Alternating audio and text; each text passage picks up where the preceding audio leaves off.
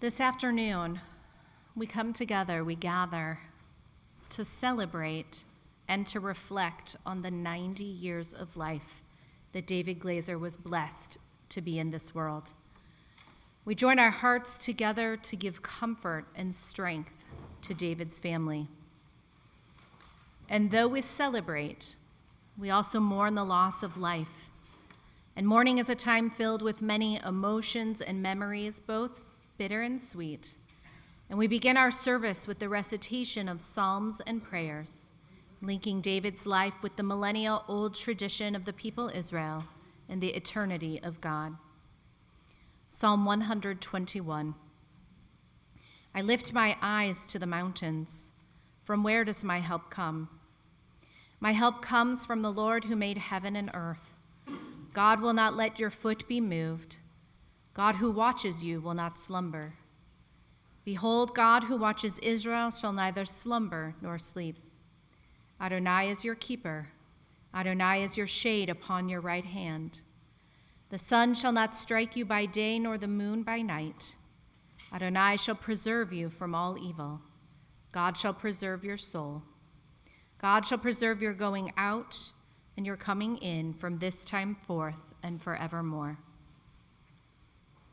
Today we do one of the most difficult things, that is to say goodbye to someone that we held so dear. David Glazer, a loving husband, brother-in-law, father, grandpa, uncle, and friend. He taught all of us how to live life, how to enjoy life, and how to truly appreciate the blessings that life has to offer. Our tradition teaches the spirit of man is the lamp of God. Not even the darkness of death can extinguish God's light, which has been kindled in the sanctuary of man's soul. Therefore, O God, we thank you in this solemn hour for that which was deathless in the life of our beloved David, and which is now revealed to us in all its beauties. For David's love that united us in life and which death cannot sever. For his companionship, which we shared along life's path, and which still continues through the tenderness of memory. For the gifts of his heart and his mind, which brought us joy and happiness and now have become a precious heritage of the Spirit. For all these and more, we give you our praise. Grant us, O God, the strength of all the generations of our people who in the face of bereavement proclaimed, Adonai natan va'Adonai lakach, Yehi Shem Adonai mevorach. God has given, God has taken. Praise be the name of Adonai. And we now join together in the recitation of the 23rd Psalm. The Lord is my shepherd, I shall not want. He maketh me to lie down in green pastures. He leadeth me beside the still waters. He restoreth my soul. He guideth me in straight paths for his name's sake. Yea, though I walk through the valley of the shadow of death, I will fear no evil, for thou art with me. Thy rod and thy staff, they comfort me. Thou preparest a table before me in the presence of mine enemies. Thou hast anointed my head with oil, my cup runneth over. Surely goodness and mercy shall follow me all the days of my life, and I shall dwell in the house of the Lord forever. According to the Torah, Abraham was the one who introduced the idea of the chesped, or the eulogy, in our tradition when his beloved Sarah died. Since that moment, thousands of years ago, it has become the obligation of celebrating life, the obligation of our community, children, grandchildren, friends, neighbors, for all of us, to celebrate life by sharing the memories of the one who has died. The purpose of that chesped, the eulogy, is to share that which is immortal and that which is lasting in a life. As we recognize today that a person's body, their physical presence may die, but the person we love and respect has not died, as they still live with us. They live with us in our memories, in our lives, and in our values. And so this afternoon, it is an honor to invite forward members of David's family, David's legacy, his beloved children and grandchildren, to share their precious words of eulogy. We'll begin with Stephanie, then Julie, Chelsea, Max, and finally Carly.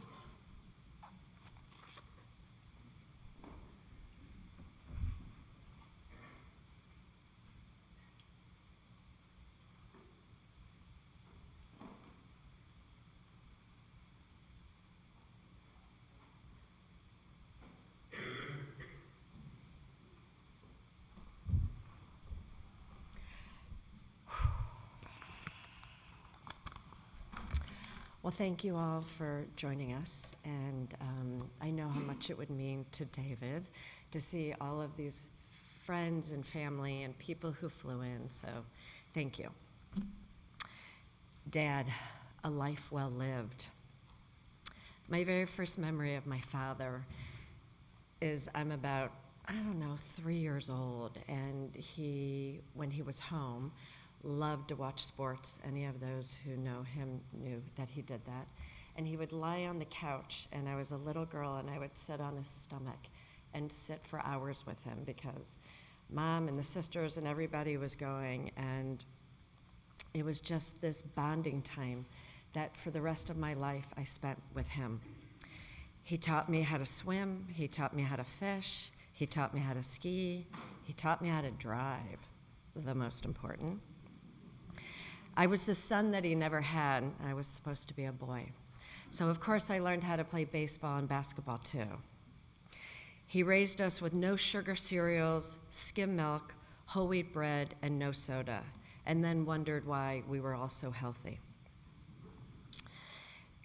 He was a Jewish handyman, right? What an oxymoron.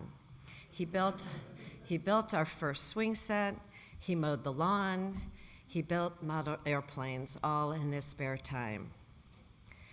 And as far back as I can remember, this man was always sweet, kind, gentle with all three of and he so cherished his 3 daughters. He made us feel safe, loved, and listened to. Even at a very young age, when he tried to discipline us, he would let me and Julie run into our bedrooms and climb under our covers before he would pretend to hit us with the belt. Now, the older generation gets that we got hit with belts. The younger generation is probably freaking out going, what? So just know that that was normal back in the day. He was present at every gymnastics practice I ever had, every competition, every cheerleading performance, filming from his 8mm camera. He documented all of our lives, which now seems so important. For years, he worked for a company, Joyce Sportswear, as you guys all know, and other designing women's ready-to-wear. And I always said, my father's in the schmata business. That's all I ever said it was. And so what that meant to us was that 4 times a year, we got to go to market and get new clothes. But the family and the friends and the people that I see that are out here with us today all came from that wonderful, amazing experience. So being a road man meant that we drove everywhere. We spent summers in Miami, yes, we drove there, Colorado, and then Texas, where we all ended up going to school. Getting up at 5 a.m. became a ritual, not only to travel, but then also to fish with Dad, wherever we were. He was also, because he spent so much time on the road, obsessed with the prices of gas, which his grandchildren can all attest to, because that's all he ever talked about. We had a lifelong tradition of going to the JCC, which really, I think, in the long run, turned out to be such a blessing in all of our lives. He loved to play racquetball. He loved to work out. He loved to swim. It was our swimming pool. And I look now at the friends and the life that he had, being part of the men's club and showering there and steaming there and working out. And it was just, up until the last 6 months of his life, it was his happy place. So important life lessons and things that you may not know about Dad. He always taught us to live on a budget. Well, most of us, not all of us. He always said, save your money for a rainy day, because in life, we all know there's a lot of rainy days. He also, you may not know, never cleaned the dishes or cleared a table, because he quote unquote said, I have 3 daughters to do that. Not a lot, but when we did go out to dinner, you know how when you order at a restaurant, you say, please, may I have? Well, it drove the 4 of us nuts, because my father used to say, gimme, gimme. Everything was, gimme this, gimme that, and we would like cringe. But he did, whenever we had a special celebration, an anniversary, a birthday, we went to a restaurant in St. Louis, which the St. Louis people will know as Tony's, and it was such a wonderful place, and we have such great memories of celebrating all of our happy times there. To me, my father was the most handsome man there was. From the time I was a little girl to growing up, he was my first love, and probably one of the most important loves that I've had in my life. He and my mother were such a magnificent couple. They were just stunning. They would walk into a room and just turn heads. And when we spent a lot of time in Miami, people even mistook him for Don Shula, because he looked so much like the coach. But then we always said his mistress was the redhead that he was with. I also have such fond memories of being in Miami after a night, either at the Playboy Club or at the Newport or at the Fontainebleau. Because I was so little, we would always walk home, and he would always carry me because I was always sleeping. So I fell asleep most of my life laying next to my father in his bed, because we always would hang out in his bedroom and watch TV, and then I'd fall asleep, and then he'd have to move me. So he was a role model. He taught us to work hard, that the cream always rises to the top, be the first to arrive, the last to leave. And he just was so nurturing and loving to all of us. But I know he felt a little guilty when I was going into middle school, because he was play fighting with my cousin Mark, who was on the football team, and they used to like to wrestle together. So my father thought of this great idea of Stephanie hit Mark, Mark wouldn't hit Stephanie back. So of course I hit Mark and I broke my hand. So he felt very guilty, and he felt for many, many weeks. He had to cater to me. So anyway, to me, my father was such a courageous man. He, in the facing death, just did it with such poise and such grace, and knew that it was coming and wasn't afraid. And it was just so incredible to watch. And the week before, I was in town, and I know this sounds kind of simple, but I got to wash his hands and wash his face, and I even brushed his teeth, and sometimes I would feed him. And I felt like this man did this for me for so many years, and I got to do it for him, which was really wonderful for me. He had such an incredible sense of humor. You all know he was the king of one-liners. And he created our love of food, because whenever he saw it, he ate it. The man was never hungry. So I can go on and on. Julie, Sharon, and I have been getting texts from all of our friends, high school, middle school memories of how wonderful this man was to all of us, engaging in conversations and just such an incredible man. So my parting words,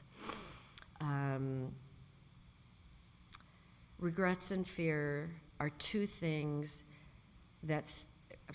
regrets and fears are two thieves who rob us of today. So stop pacing the aisles and counting the miles. Instead, climb more mountains, eat more ice cream. I know you're going to make a comment. Go barefoot more often, swim more rivers, watch more sunsets, laugh more, cry less. Life must be lived as we go along. The Station by Robert Hastings. May my father, who was just such an incredible man, rest in peace. And I am so happy the morning before he died and so grateful for my mother because she called me and she said, "Tell your dad to go to the light." And I got to say my last words to him while he was still alive. So we sent him off, knew that everybody loved him, and he just did it in his own way. It was very peaceful. There was nothing tubes, no medication, no nothing. And so I'm so proud of him for watching us, be a role model for all of us. So thank you.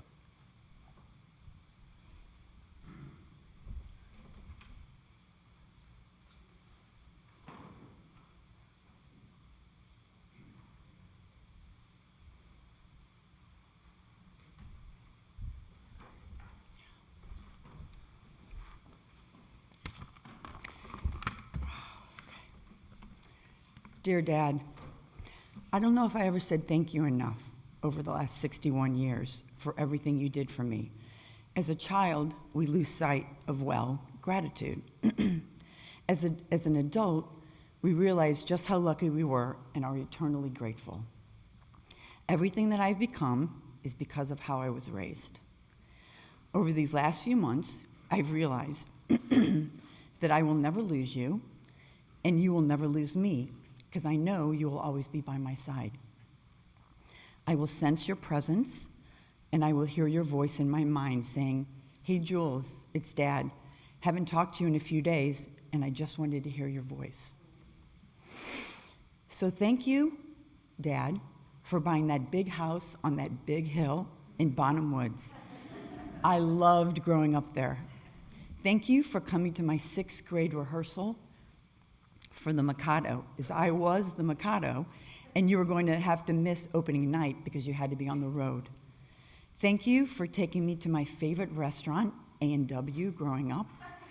When we got to eat in the car and the food tray was hung on the window and the root beer was served in an icy glass mug, to this day, I love root beer in an icy glass mug. Thank you for driving all of the 17 hours with 3 girls screaming and fighting in the backseat of your caddy to take us to Miami Beach every summer. Thank you for somehow being able to take 6 to 8 weeks off to spend the summer vacations with your family in Miami. Thank you for taking me to Disney World 1 trillion times. I am officially a Disney connoisseur. Thank you for waking me up at 4 a.m., not 5 a.m., to go fishing at Hanover Pier in Miami Beach because you said the fish are best early in the morning. Thank you for buying that 67 red Mustang so I had the coolest car to drive when I turned 16 with no AC, no FM radio, and hand-cranked windows. It was perfect. Thank you for letting me throw the dopest 16th birthday at the house where my cousin Mark played live music with his band. It was a banger back in the day. Thank you for taking us on 3 family vacations a year as far back as I can remember. Thank you for coming to my AE5 formal in Austin every single year. Thank you for being that cool dad with the motorcycle.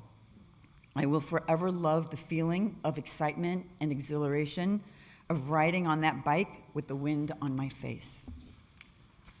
Thank you for buying me that shiny red 1981 Nissan and driving me over 1,800 miles, which took us 25 hours to get to my new home in LA, and for stopping at the Hoover Dam. Thank you for forgetting all my boyfriend's names except for Keith. Thank you for taking us in the early 70s to a place called Aspen Snowmass, where we first learned how to ski and quickly became ski bums, and to this day, we ski with our children at that very same place. Thank you for skiing with my family on RC vacations in Snowmass well into your 70s. Thank you for leaving me home alone with my younger sister. When you traveled to market with my mother, actually my friends, thank you for that one. Thank you for supporting all of my dreams, even when they seemed impossible to achieve. Thank you for putting up with 4 strong-minded, opinionated women all of your life. Thank you for being a Hamish guy, a simple man who lived a simple life that valued family dinners, traveling to see his grandchildren, and family vacations over anything else. I don't know if you've reconnected with your old friends yet, seen your Bubby that you didn't get to say goodbye to because you were serving in Korea, met up with Cliff, or hugged your mom. But I do know you're catching the next Cardinals game, you're enjoying a really cold beer in an icy mug, you're planning your next fishing trip, and sitting down to a big bowl of chili. This isn't goodbye. I'll see you again. I love you, and thanks again for everything. Okay, so my youngest child, Chelsea, is unable to be here because she's been traveling for a better part of the last year. She decided to write something, and I'm going to read it for her. Her first line in her speech says, in parentheses, "Take a deep breath, Mom, before you start reading my part." So here it is. Hi, everybody. It's me, Chelsea. Hopefully through my words, thinking of my face, and hearing my words, you'll be able to feel my energy and know that I am right here with everyone despite the distance. No matter the distance or inability to see each other, our love forever grows. No matter the distance between us and Papa, our love forever grows. When we hear Papa's words and think of his face in our head, we will be able to feel his energy and know he is right here no matter the distance. No matter that distance or inability to see him, our love forever grows. He's not gone. He's with us, between us, amongst us, connecting us and holding us together. May he metamorphose into a star, into an energy, into a soul, and return safely to where we all came from. How beautiful is this, a complete cycle of life, a check of all the lists, a complete of his soul tasks. He touched the hearts he needed to and will leave an imprint on us forever. May we look at this as inspirational, that we are still here and get to live every day with grace, maybe even a little Chelsea grace.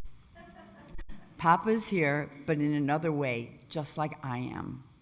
I love you all. Stay strong. This isn't an end. It's the beginning of a new chapter for our hearts.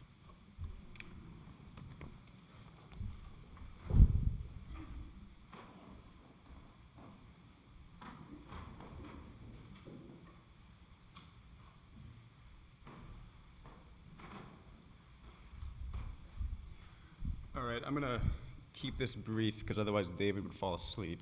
So,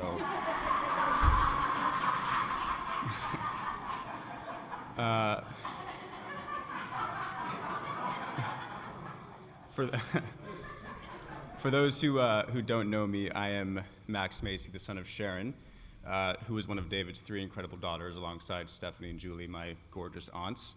I'm also the brother of my beautiful sisters Morgan and Meredith, who I know I speak on behalf of today as well. I was the firstborn grandchild, and as did all of my cousins and family here today, I possessed a very special relationship with my grandfather. He was someone who, for really as long as I can remember, made me feel such excitement for when I would have the chance to see him, whether that's when I was 5 years old and he would take me fishing down by the reservoir at our house in Davis Hill, when I was 10 years old and he would literally stand under the hoop of the basketball net while I'd shoot jumpers in the pouring rain just to rebound and pass to me. Or as I got older, how he'd make every single effort to attend all of my tennis matches as I went through high school and college. And then obviously, as we all know, the legendary phone calls once we all got into the real world. And these are all things that I know he took such true joy in doing, not just for me, but for all 8 of his grandkids who are here today and who all led equally dynamic and complicated lives, of which he refused to miss a single beat of. I know I speak on behalf of all of his grandchildren when I say that he was the most present and engaged grandfather that anyone could ever ask for. He took such joy in simply being around and available for his grandkids. Being in his presence, even up until his final moments, was like being embraced by a warm blanket. It was the very unique and rare kind of feeling that you get only around the very few people in life who love you and support you unconditionally and expect absolutely nothing in return. There are many things about my grandfather that honestly I didn't come to fully appreciate until I grew older. Not only was he always around for his grandkids, but he was around for us in exactly the way in which we wanted and needed him to be. Nothing more, nothing less, and believe me, that's a very fine line to walk. One of the most beautiful traits that my grandfather possessed that's really kind of come into clear view over the past few days was the simplicity with which he lived his life. It was simple in the best kind of way, in the kind of way that made it very clear that he may have had his priorities more straight than anybody I've ever met.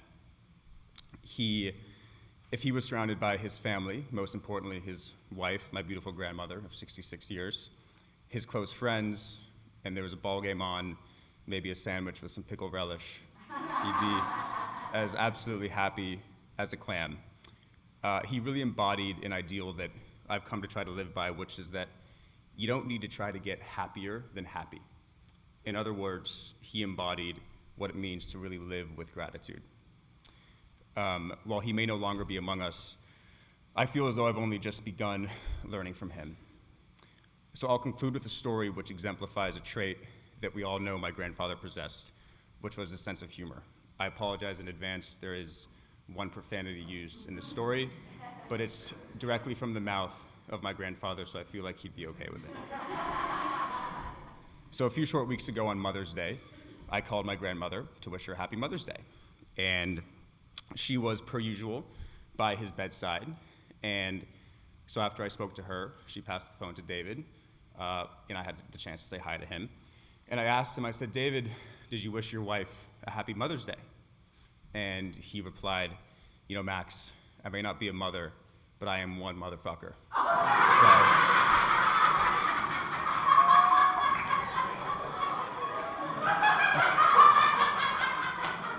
So with that,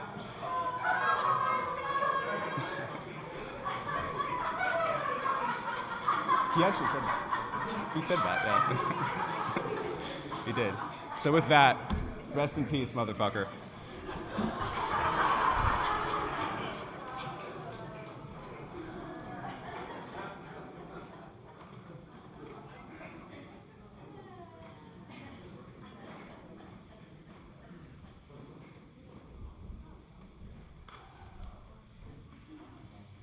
Oh, I should have found the speech before I came up here.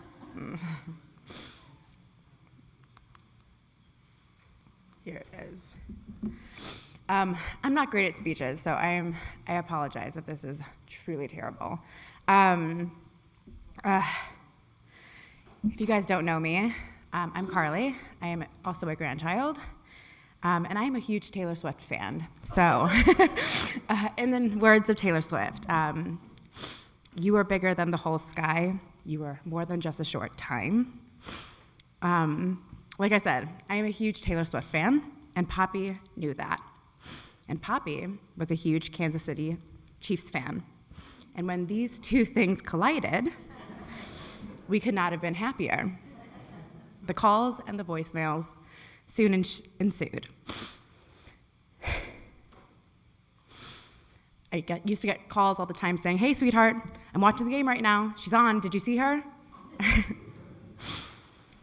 Poppy would always call me and update me on anything about Taylor Swift, just to make sure that I was up to date on her, because he wanted to make sure. And in turn, anything Kansas Kansas City Chiefs 2 related. The Super Bowl was truly an exciting time for us. That's just who Poppy was. Your interests were his interests because he was interested in you. He was the kindest, the gentlest soul, and he was the light in all of our lives. He had this uncanny way of coming up with these witty remarks that would have you rolling on the floor, laughing, and he wouldn't even realize he was doing it. He was so humble, and above all else, he was so incredibly loved. When I was younger, I was a pretty good dancer, if I do say so myself.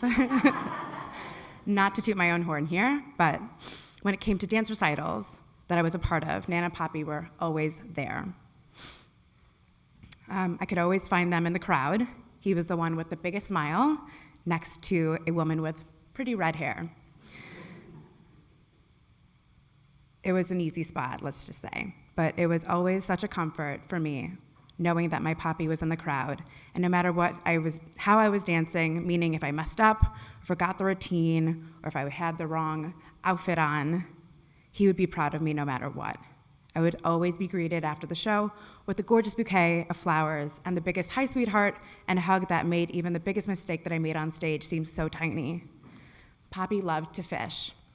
He was the first person who taught me how to, and I remember hating it because he had to stay completely silent the whole time and not to scare the fish away. And if you know me, that's quite impossible for me to do, especially as a 5-year-old. But in teaching me how to fish, Poppy taught me patience. What I learned from fishing with Poppy was invaluable. I still to this day think it's one of the best things I have learned. The biggest takeaway I got from fishing with Poppy is that just because you aren't talking doesn't mean the conversation isn't flowing. We would sit for hours fishing together in complete silence, and I remember leaving feeling like we had just had the best conversation. And that, Poppy, is such a blessing that I got to learn from you. He had such an unyielding spirit. The last time I saw Poppy, it was back in February. He was in a rehab facility, and we were heading down to do physical therapy. We had just walked a couple of paces when he stopped, completely wiped, and asked, "What was that, about 5 miles?" I had decided to go down with him and to do some exercises too. I decided to encourage him. I said, "Come on, a little bigger, a little higher." He was doing particularly well according to the PT person, and I had made a comment like, "Wow, Poppy, look at you go." And he came back with a simple, "Oh yeah, at this rate, I'll make it to the Summer Olympics." Another love that Poppy and I shared was books. He was such an avid reader. He would pick up anything and everything and just be so enthralled. I got my love of reading from him. We would exchange books all the time. We would constantly be calling each other with new books to read or books we would currently be reading that we thought each other would like. He always had a great book he was reading that I had to read, or if I had read it and he was reading it too, or if he was reading a book and I hadn't been reading it and he wanted me to read it, then he would call me, tell me to read it, and then we could discuss it like our own kind of book club.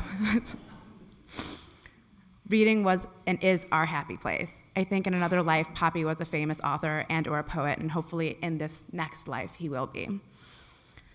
When I was younger, I used to come to St. Louis and spend 2 weeks every summer doing camps or just spend summers in St. Louis. I used to kick Poppy out of his bed so I could have a sleepover with Nana every summer. He would know this by coming into his room and seeing my teddy bears on his side of the bed, and then all of my toiletries in their bathroom where his should be. To top it all off, I used to sit on the bed and watch him as he packed up his toiletries and then his clothes and move out of his bedroom just to add salt to injury. I will never forget this one time we were doing our usual dance where I was watching him pack up and Nana would be sitting on the bed. She was telling me what we were going to be doing, all the fun things that she planned for the couple of weeks that I was going to be there.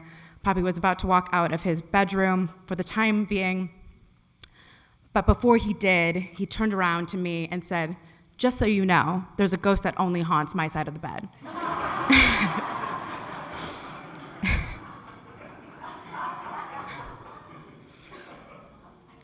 Poppy and I got to share something truly special a couple of years ago. He was picked to go on honor flight. and I had lived in DC at the time.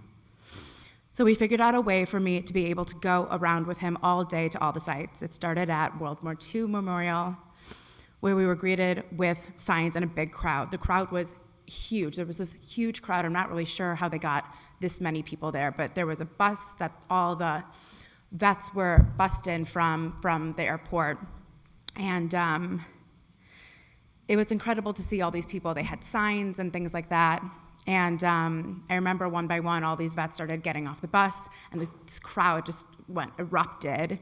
And all of a sudden, my poppy got off the bus, and I just made a mad dash out of this crowd, and we were not supposed to. And there was definitely like guards coming in behind me, being like, "Whoa, whoa, whoa!" And I didn't care. It was amazing. We got a ton of pictures at every memorial. There was the Korean War Memorial, the Vietnam War Memorial, the Washington Monument, the Lincoln Memorial. I mean, it keeps going. But we got to spend the whole day in Washington, D.C. together, and I got to see D.C. through my poppy's eyes, which was truly incredible. And I'm so glad that I got to be a part of Honor Flight with him, and those memories are the ones that I'm going to cherish the most.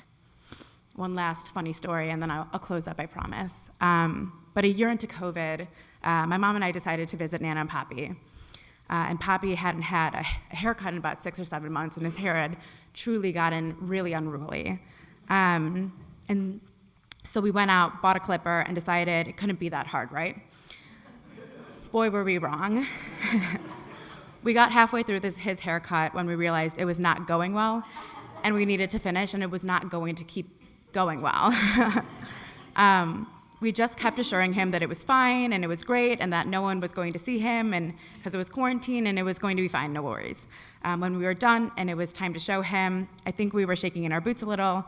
We were terrified really of what Nana was going to say, but anyway, as we walked with him down their apartment hallway to his bathroom and he finally got to look at himself in the mirror, he simply just turned to us and said, "You guys should really stick to your day jobs." Poppy, I love you. You have made my life and so many others that much richer, brighter, and full of laughter. I can't believe I'm not going to get phone calls from you anymore of updates on Travis and Taylor, or asking how the weather is in North Carolina, or what the gas prices are like there. I'm going to miss you asking me about my job and if I'm running the place yet. I can't believe that the book's recommendations are gone and that our long conversations of what we are reading are over. I miss you more than you know, and I miss hearing you say, "Sweetheart, give me a call. I haven't heard from you in a while," even when we had just had a conversation 2 days prior. You were the best Poppy your grandchild could ask for. I love you. I love you. I love you. I will search for you among all the redbirds. Please say hi to Clifford for me.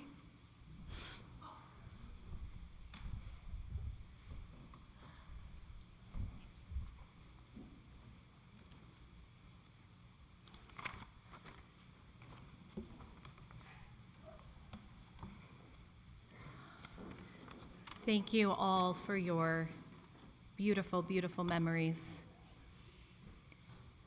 And there isn't much that could be added to those beautiful words, but I can offer a bit of Torah. And it is taught in Pirkei Avot, chapter 4, when Ben Zoma asks, "Who is rich?" And the answer is the one who honors and appreciates what he has. David Glazer was truly rich. And it is so clear from all of the words, the memories that we just heard, just how rich he was. He was rich in love for his Myra. She was the center of his world, and together they worked. As she said, they worked to make their 66-year marriage, years in which they enjoyed life and truly enjoyed all its blessings. He was rich in love for his children, Sharon, Julie, Stephanie, Bill, Keith, and Cliff of blessed memory, and was a billionaire when it came to his love for his grandchildren, Max, Morgan, Meredith, Taylor, Noah, Chelsea, Carly, and Isabel. And David was rich in family, not just the family I mentioned, the ones that he and Myra created, but extended family, all of you. Alice, Arnold, and Paula of blessed memory, his parents-in-law of blessed memory, Susie and Al, Ellen, Steve, Mark, Linda, Karen, Jim, Andy, and all of the children in the next generation. Together, all of you enjoyed the years living in Indian Meadows with a large family and holiday dinners, kids in and out, and so much love that aunts and uncles were more like second parents and later second grandparents. And David, for all of you, was at the center, always there, ready to do whatever was needed. One just needed to ask, or as I heard last night, snap your fingers, and he was there. He was the cool uncle with the motorcycle and was always happy to give rides and let you sit on the bike. And he was always well dressed, and his presence and his love filled the room. He was rich in friends. He loved his friends, and they deeply loved him back. He enjoyed a good time and spending time with everyone, from his workouts at the J, as you heard, walking the track and making jokes, to late-night phone calls. He was rich in humor, as we already heard. It was about his quick wit and his ability to throw in a quip or one-liner that inevitably made you laugh. And it was his humor that could lighten a situation and help to make things just a little bit easier and lighter. He was rich in service and honor. He proudly served our country in Korea, working in the PX, utilizing skills that he learned in his parents' store, and likely entertaining all of those soldiers with his quick wit. And he was proud, as you heard, so proud to have been part of an honor flight and being recognized for that service. And David was rich with pride in his identity and who he was. As you heard, he was described as being Hamisha. And how much more Jewish can one get than an AAPI meeting his future wife in front of the AAPI house? A few weeks ago, when I visited him at the hospital, I laughed with him about the very large Magen David necklace that he was wearing.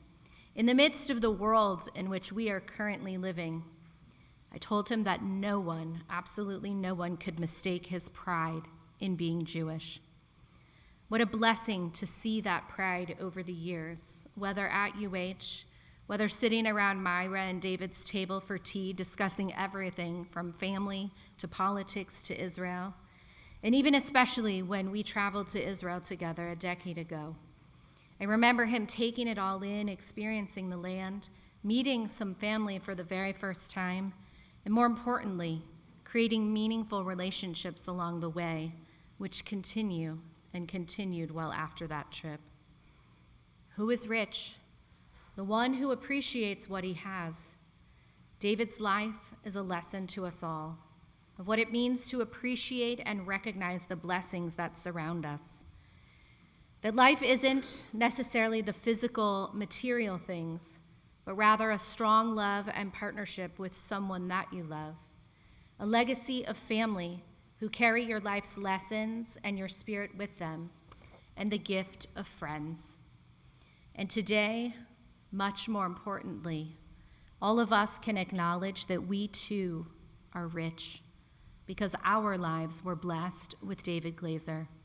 Whether family, friend, acquaintance, to have known David even for a moment likely meant that you experienced his humor, his love, and his zest for life. The Baal Shem Tov taught that when you hold the essence of something, you hold its entirety. Each of us is blessed because we hold the essence of David within our hearts and our minds. It is now our obligation to continue sharing his essence with this world, to live life joyfully with humor, with love, and with pride for who we are and what it is that we are doing.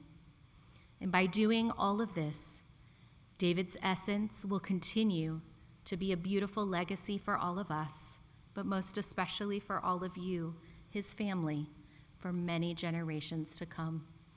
Zichrono livracha, may his memory forever be a blessing. And before we conclude our service, just a couple of announcements. I know the family is grateful that you are here with them today to honor and celebrate David. And I also encourage you to reach out in the days and weeks and months ahead, as they will need your expressions of love and support they will continue beyond today's service. And this Shabbat and through the period of Shloshim at United Hebrew, we will lovingly remember David as we recall his name and recite Kaddish for him. The sages tell us that when a righteous person leaves this world, the ministering angels in heaven say to the Holy One, such and such a righteous person is coming. The Almighty replies to them, let the righteous here go out to meet him and speak to him these words of greeting. Yavo b'shalom, let him enter into peace. And so today, as you've already heard, we can imagine David with his Bubby, with Cliff, with Eddie, with all those he loved who went before him, and we say to him, Lech b'shalom, go in peace to your eternal reward. If you are able, I ask you please to rise.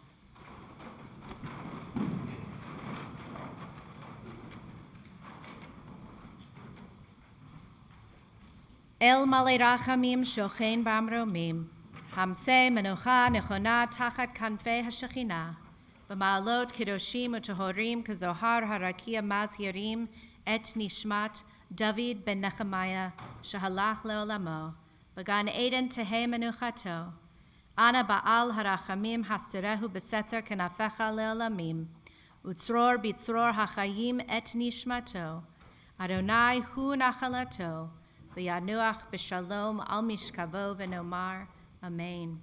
Exalted, compassionate God, eternal Spirit of the universe, grant perfect rest in your sheltering presence to the soul of our beloved David Glazer, who has entered eternity.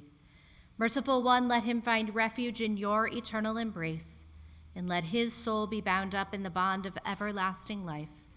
God is his inheritance. May he rest in peace. And together we say, Amen. And we now turn to the words hallowed by the generations as we offer our thanks to God for a life well lived with the words of the mourner's Kaddish.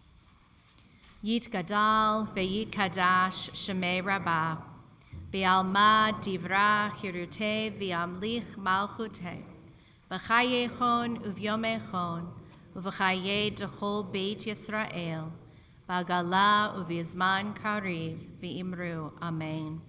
Yehei shemei rabba mevorach le'olam olmei almaya, Yit barach v'yishtabach v'yit pa'ar v'yit romam v'yit naseh, v'yit hadar v'yit aleh v'yit halal shemei dekudashar barichu, le'ela min kol birchata v'shirata, tushbachata v'nechemata, damiram be'alma v'imru, Amen. Yehei shlama rabba min shemaya, v'chayim aleinu ve'al kol Yisrael, v'imru, Amen. Osei shalom bimromav, hu ya'aseh shalom, aleinu ve'al kol Yisrael, v'imru, Amen.